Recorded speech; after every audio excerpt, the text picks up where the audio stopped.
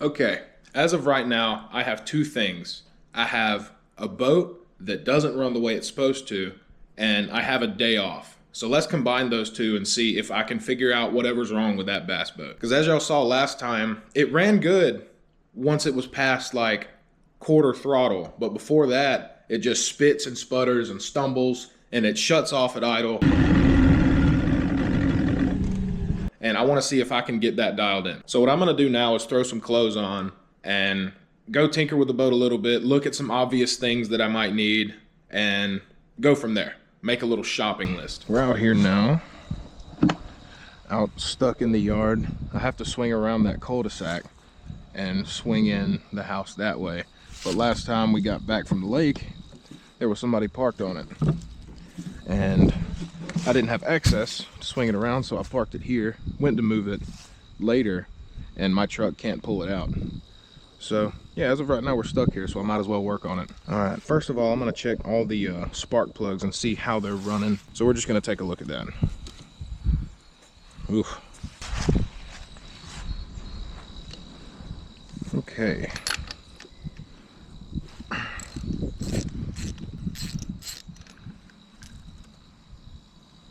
Whoa, it's wet. And it smells like unburned fuel. That might not be good. That might be a misfire on that cylinder. That could be why it's not running right. So that's this top right cylinder. So this is that top right cylinder. As you can see, it's shiny, it's wet. So I think it was misfiring. So we're just gonna stick that back for now. Make sure nothing gets in the cylinder. I really should be wearing gloves.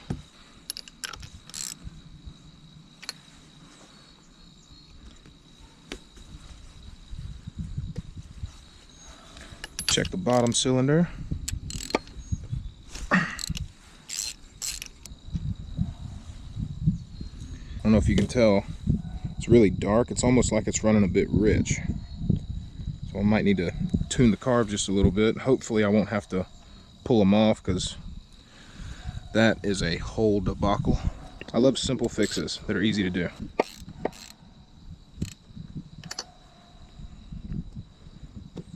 Let's check this other side.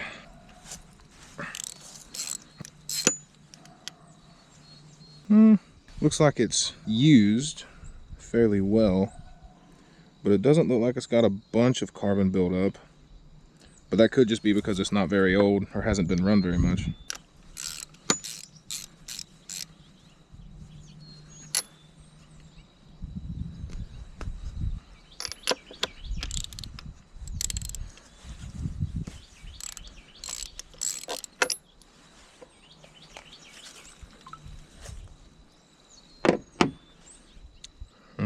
Okay, so these two are dry. So it looks like we do have fire on these two cylinders. This one is kinda wet, so it might be intermittent. This one's just soaked. So I'm thinking either we don't have enough compression on this cylinder or no spark. But we're gonna see. Actually, you know what? I'm gonna take this with me so that I can, while I'm at O'Reilly's, I'm gonna get a new set of spark plugs. So all that's checked. Let's see what else we can just glance over. These water lines are in good shape, not cracked anywhere. Plug wires look good. They're still malleable and they're not cracked. And the fuel line. Oh, this fuel line is in terrible shape. So for this motor, fuel goes in the left side, hooks up to a quick connect, and then the fuel line is right here, runs up to the fuel pump, and that is zip tied onto the fuel pump. And hopefully you can see just how cracked that fuel line is. It's got a huge split all over it, and on top of that, all this crud and sludge everywhere.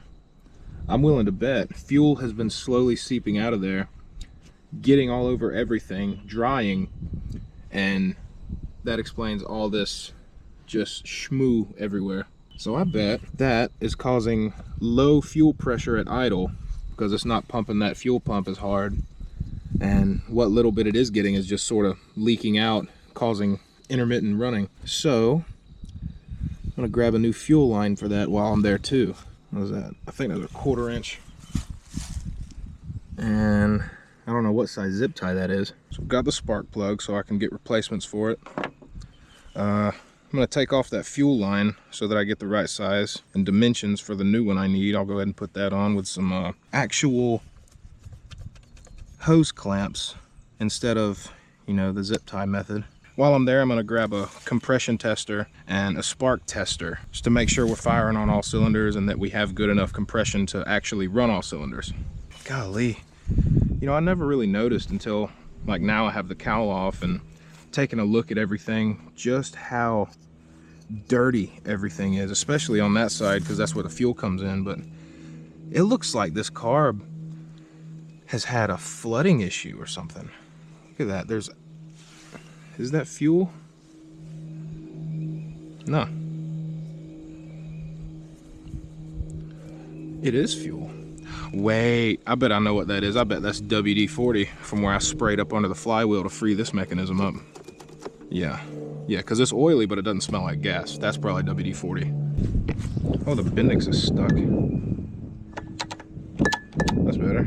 So the way a starter works is it spins this way, and whenever it catches on the flywheel, it comes up the rest of the way and spins the motor over. And that's why it's only worn on one side, because when it comes up, it hits on this side of the teeth. So many years of service doing that has worn these teeth down on one side. Let's check the fuel lines going to the carb.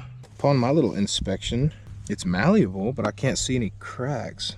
All right, so the fuel line runs here up to the fuel pump, which is this thing. And then the fuel line runs from the fuel pump out this weird looking white hose here to a three-way fitting that brings fuel to all the carbs. Everything looks good, it looks clean, no leaks. I'm gonna get some stuff to clean up this motor a little bit. All right, I'm gonna run to town and get some goodies.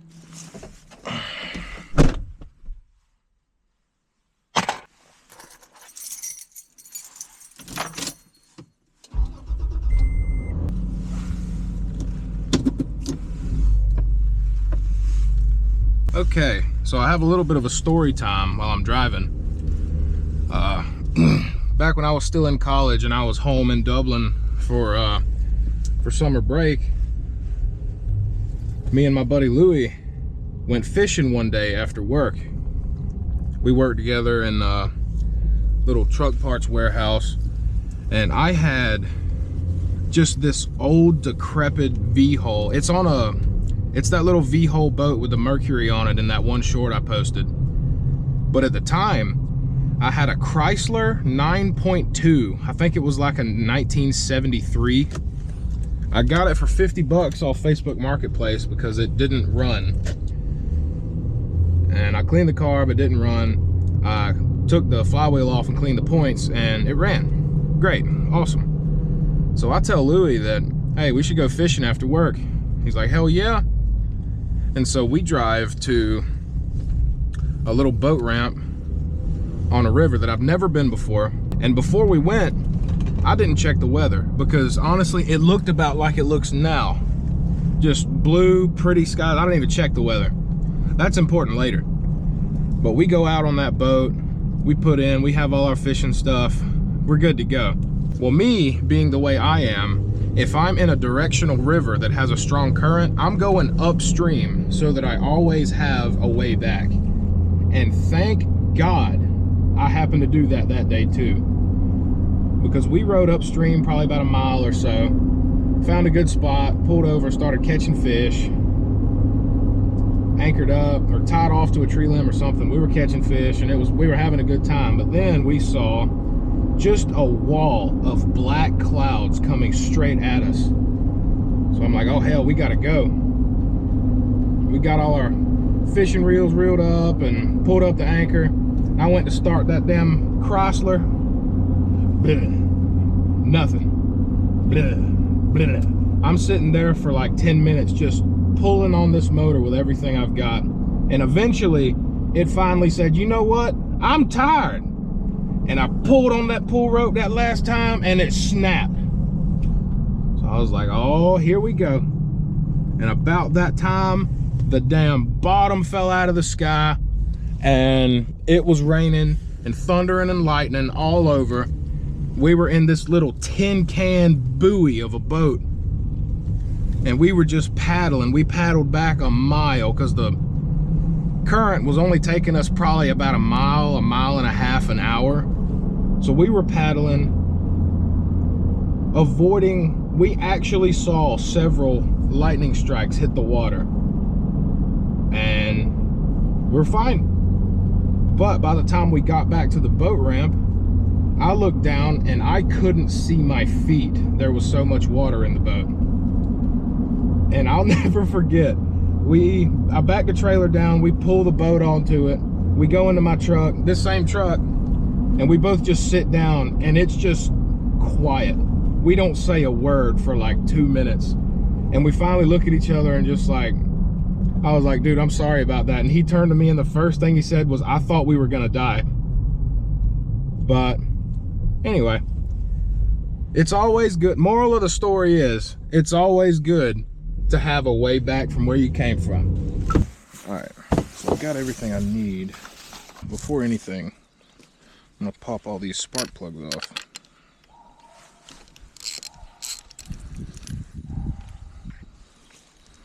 That'll make it easier to spin over to do the compression test.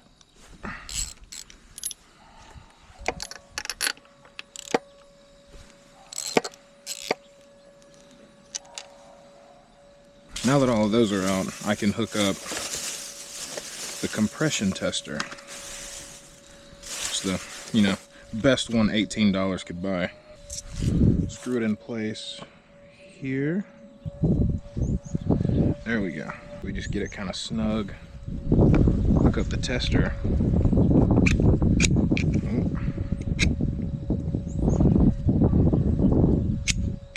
There we go. Just had to press it real hard. Alright, so have that dangling there.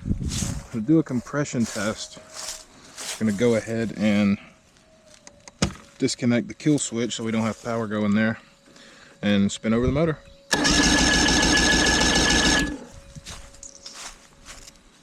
Whew. About 115. That's good. Should probably write these down or something. So top left, 115. Based off the manual I found, they're supposed to be within 15% of each other. A good rule of thumb, I think, is above 100 psi is good. So 115 is very promising. Maybe this motor, despite the way it looks, is pretty low hours. Let's do the same thing again on this cylinder. Whew. So that 127.5, just under 130.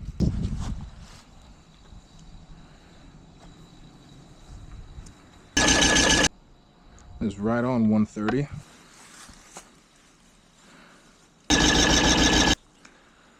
And 127.5. I'm gonna try the top left one again. Maybe it was just a bad reading.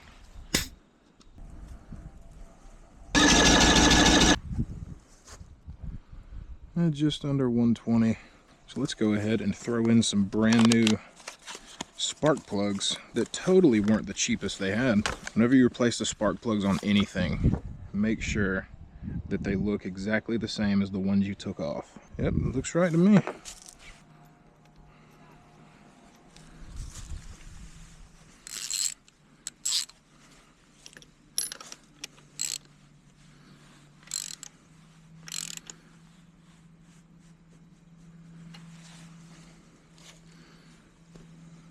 Another thing when doing spark plugs, this ring here is supposed to be compressed against the block to seal off any gases escaping, to keep compression as high as it can be.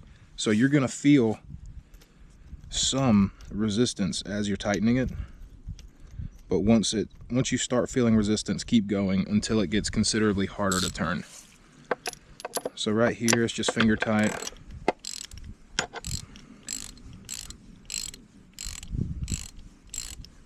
Right here it's starting to get tough, but it's still pretty easy. Once you get past that and it's noticeably harder, give it a little bit more, and that's good.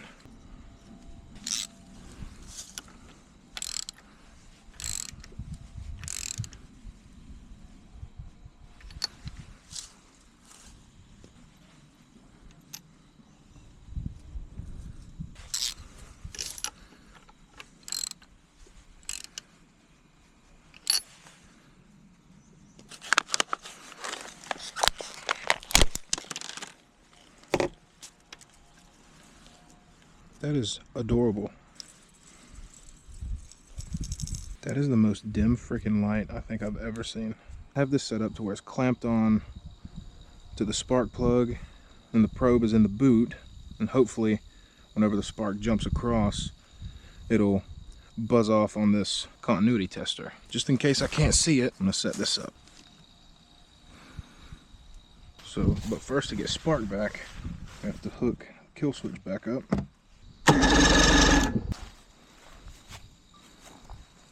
Oh my lord, I didn't even record it.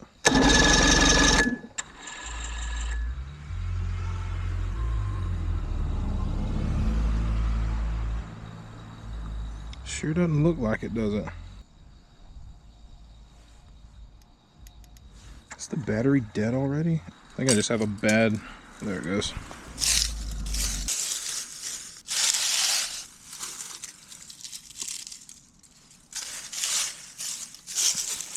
There it is. Golly, dude.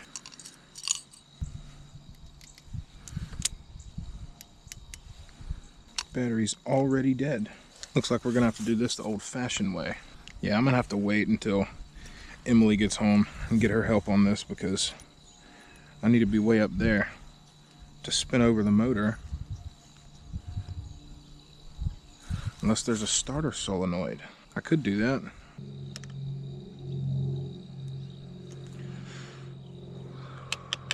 I reckon let's just move on to replacing this fuel line. Got about 2 feet of it. That should be plenty. Okay, yeah, I'm gonna take this little vent off.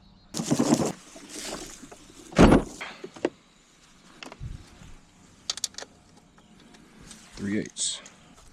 So now I'm just gonna snatch this little vent cover thing so I can get room to the fuel pump. That's one. They don't give you any room to work on outboard motors. There's no way. See what I mean, dude? There's no access for anything. Okay, that's gone forever. Oh my goodness. Okay, so we have access to the fuel pump / filter assembly. Need some pliers and a flathead screwdriver. Now that we have access to this, let's see if I can't undo this little clamp, move these wires out of the way, and unscrew that. And it's totally not going to fight me at all. That's another issue. That's undone. Let's pull this off of this side. Hopefully without snapping the fitting to the fuel pump. Just then. That's that side. Yeah, that's on there. How was that held in there? How was that held in there?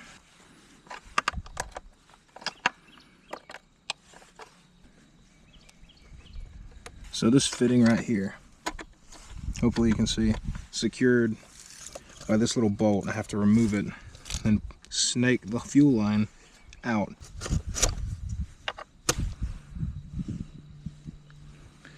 And now you can see how poor the condition of this fuel line was. Well, to be fair, I did this, but it pretty much looked like this the whole way throughout. But I have some pretty brand new fuel line now. All right, let's take a look at the fuel pump itself. So I know it's got a screen in there that acts as the filter. I want to check out how bad it looks. It actually looks pretty good. Maybe not, actually. It's a good thing that this screen is here. Keeps that stuff from getting to the carburetor.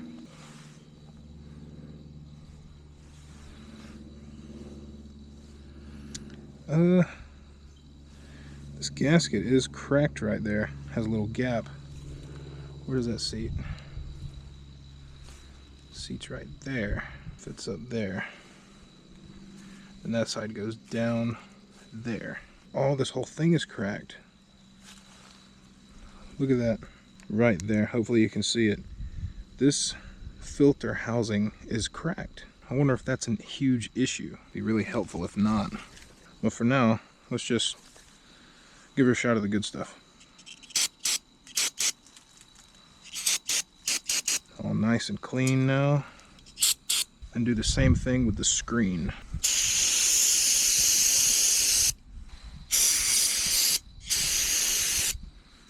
That screen, little mesh, fit right back down there. Good as used. Now, as far as it being cracked right there, I don't really think that's an issue because it doesn't go further down than this little bezel here. Pretty grody in there too.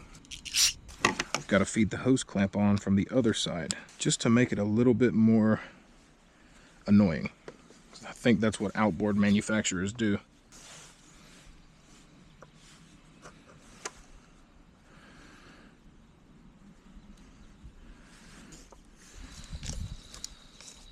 All the way up. That's sitting right. Now we can tighten it down. Alright, now that that's not going anywhere, I can slap this back on.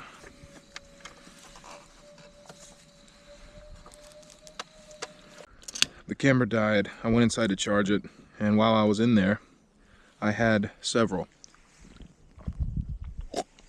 So I'm a lot more confident in my ability now. Let's go ahead, cut this fuel line to size. I also scrounged around the bottom of my truck's toolbox for like 10 minutes and found the one little hose clamp that's probably been in there for the past 6 years. For those of you that care deeply about nice fillet knives, you're gonna wanna look away now. I use this as a bait knife, a fillet knife, and now a shop knife. Hey, also, if you ever need to cut anything, don't ever do it like this or like this. You see how it's towards me? My dad has a rule of thumb. If you always cut away from yourself, shoot away from yourself, and shit away from yourself, you will never get cut, shot at, or shit on. Ugh. Whew, I can tell that I'm not sober. All this is hooked up. We got a fancy, beautiful, brand new fuel line. Let's hook quick connect back up and prime the bulb and see if we have any leaks anywhere right here.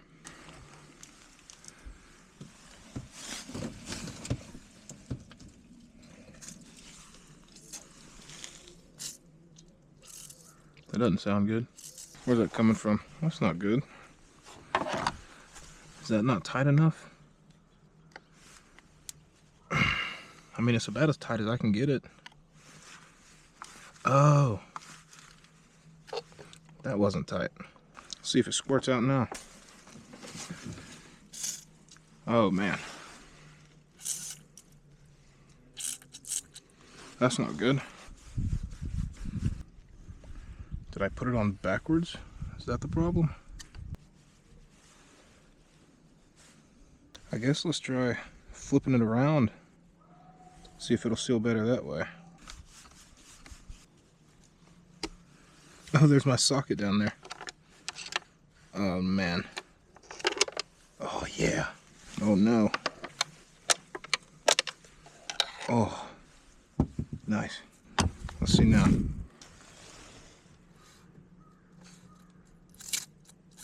Oh, yeah. Whew. Wait. Is that sitting on that screw? Do I have to have it around the screw? There's a screw right there. That screw. I wonder if that little fitting right there was bound up against there and I couldn't tighten it more. Let's try that.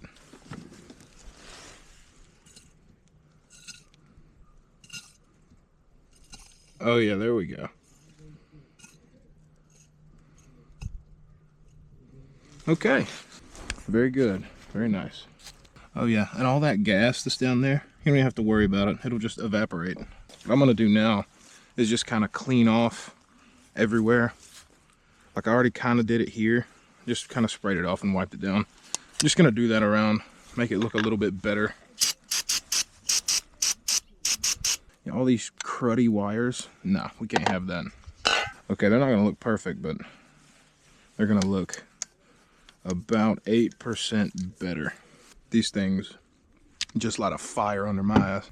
Also in the manual of this motor, yeah, I bought the manual because I am by no means a professional at this, but the manual literally says to keep it clean and wiped down so that you can see, like if it's overheating, you'll see like paint on the heads warping and cracking. It'll probably look something like that. Good Lord, this thing is grimy as it can be. Okay, the turd has officially been polished. You can look up here how pretty all that paint looks. Don't look at that, that's fine. I'm gonna just sort of button everything back up. I still need to check spark, but I'm gonna need 2 people for that. So whenever Emily gets home, I'm gonna get her help on checking for spark on all 4 cylinders. Well, she cleaned up pretty well. Messed up. I sprayed some carbon choke cleaner on this to wipe it down, and it like took off the white paint and all the black lettering and stuff. It looked a lot better, but yeah, she just I'm gonna leave that alone. I can still read it. And over here I only got 2 cans, and I used every bit of both cans, and I kind of did a half-assed job, but it looks a lot better. And anyway, over here on this channel, we live by the 50-50 rule. If it looks good at 50 miles an hour or from 50 feet away, it's good enough. And even though this continuity tester doesn't work, at least I got a pick out of the deal. Let's get you screwed back on. I know I said I wasn't gonna, but screw it, might as well. At least the top one, because it's easy to get to. I will say, boating is such a fun hobby to get into if you like tinkering with stuff, because these things are so unreliable. I'm stupid, that's not the right size. Unreliable isn't the right word, but they're so accident prone. Like something is always wrong with an outboard motor, especially an aged one like this. Like this thing is, let's see, 3 years younger than my dad. At the very least, we have replaced the fuel line, cleaned out the fuel filter in the fuel pump, sprayed everything down, got it looking clean, did a compression check, and everything came back pretty good. And whenever Emily gets home, I'm gonna get her help. Hopefully I won't shock the shit out of myself, but what's up?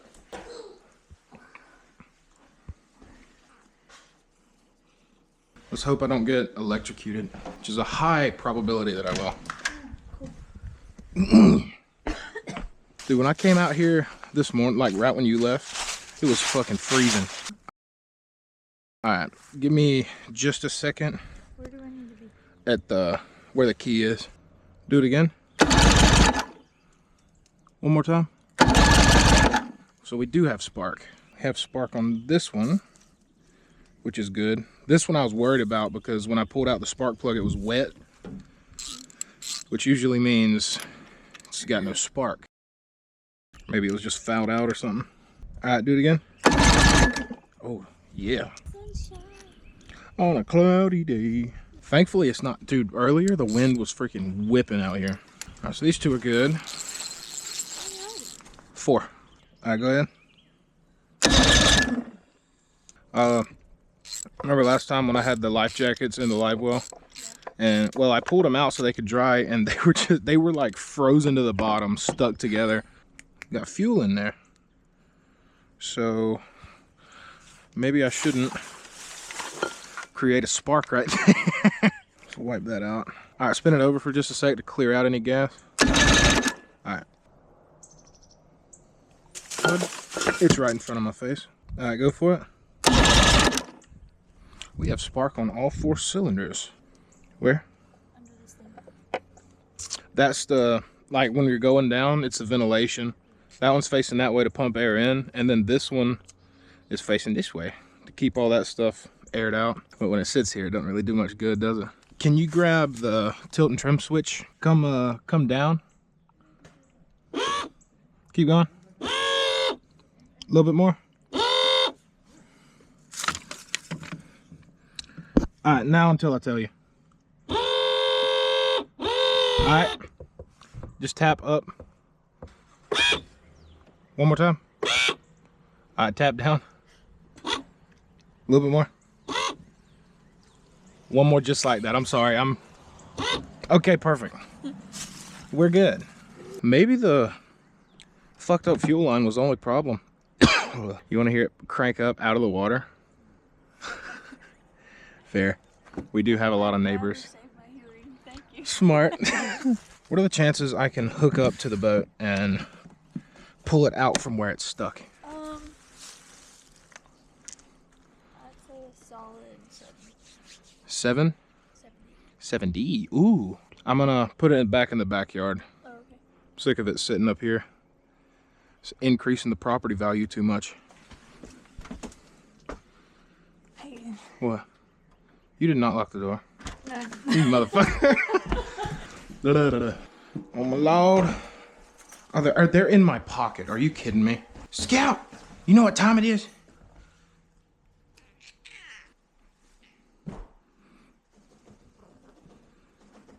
You wanna do it again? Oh, let's see how this goes. It's a pretty yard ornament. I don't think she thought that was funny. Can you guide me? I thought I was like right up on it. 70%.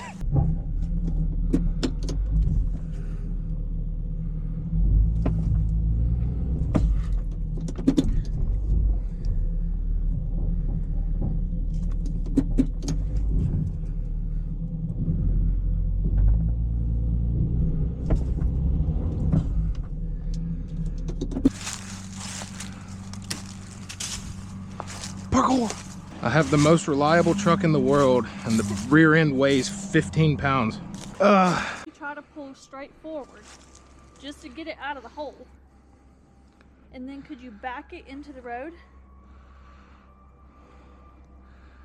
I think it's more of an incline getting it up this way than going that way. Even if you just hook up and pull straight forward right here. That's what I was trying to do. I was trying to go forward, just forward the same angle as the boat. That's not what I'm saying. What are you saying? I'm saying hook up. You're gonna be not straight with the boat. Like, here's the boat, here's your truck. Your truck's coming this way, straight towards me. Hmm. Where it's a little flatter, right here. And then once you get the boat on flatter ground, could you back it just like that onto the road at least? And then pull up and around and do whatever? It'd be really, really close. As close as it is to those trees over there. Also, did you see me when I unhooked it? I almost I went away with it. I did see that. Can you believe that that fucking truck can barely make it up 10-degree incline? Just skinny. She's just fucking stupid. She needs to put her winter weight on. I need to walk give her some of around, mine. just drive around. I need to drive around with rocks in the bed. If we can just grab the boat, swing it around that way, and do what you're saying, back it up into the road. What do you mean? Swing it which way? Like, grab the tongue and swing the tongue to the right. Drive the truck here. This way, and then back it up? But if I get stuck there, I'd be fucked. Yeah. Shut the How fuck up, strong- you stupid Augustus number. I hope that you, Hello? Hello? Hi, Jessica. Hi, can I speak with Jessica? How many times are y'all gonna call me? Leave me the fuck alone. please edit that out. Oh, how strong do you think we are? Fucking cockstrong. We could flip that house over if we wanted to. I don't want to do that. I think we're strong enough to, well, move the boat, but if that thing gets away from us, we're taking out that stop sign. That's what I'm worried about. I was gonna say, why can't we just pull it up here? But I'm scared that, like, we're gonna slip on leaves or something and then fucking die. What we need is like a four-wheeler. That would be perfect, but I don't know of anybody around here. What time is it? I could call Marvin. He has a Jeep. What if I could call Marvin and be like, hey, can you? Is he working today? Yeah. He gets off at 6. But if you drove, did you drive the Jeep to work? He don't live but 2 minutes from here anyway. You think Penny can pull it out? Oh, yeah. We just need to weld a hitch to her. Do you remember when I backed into that person and we had the fender like bungee strapped on? Yeah. Just bungee strapped the boat to her. Oh, We're she's like- fine. Oh, yeah. I'm just kidding. Please don't do that. I'm going to text Marvin. Help me. Are you free after work? I need your Jeep's assistance. Why did I buy that heavy fucking boat? It's worth it. Just don't ever park it in the front Yeah, yard again. never. Okay? Lesson freaking learned. Okay, Jesus. but well, we can get out of the backyard, I guess. Yeah, we can get out of the backyard. I think what I'm gonna do is just pull it back there, unhook, swing it back around to the front, drive my truck back this way. Once we get that far. Okay. What if it gets away from you? Put our back in. I get almost at one time. We'll just have a hole in the fence. No, Deer can we'll come not. in. Deer can come in. We can watch No. them closer. I reckon. Wait to hear back from Marvin. Well, that didn't go as well as expected. Marvin's Jeep is currently being driven in the Mardi Gras parade in town, and the boat is happy where it is, so that's where it's gonna sit. I appreciate your help, though. Didn't do much. She did a lot. So I guess the next video I'm gonna be cleaning out the foot and replacing the gear oil. I'm gonna need your help with that. You're gonna hold a jug, and I'm gonna see if I can find a fuel pump assembly for it. And other than that, everything looked fine. We should be good to go. Bye. I don't know. I don't ever do outros.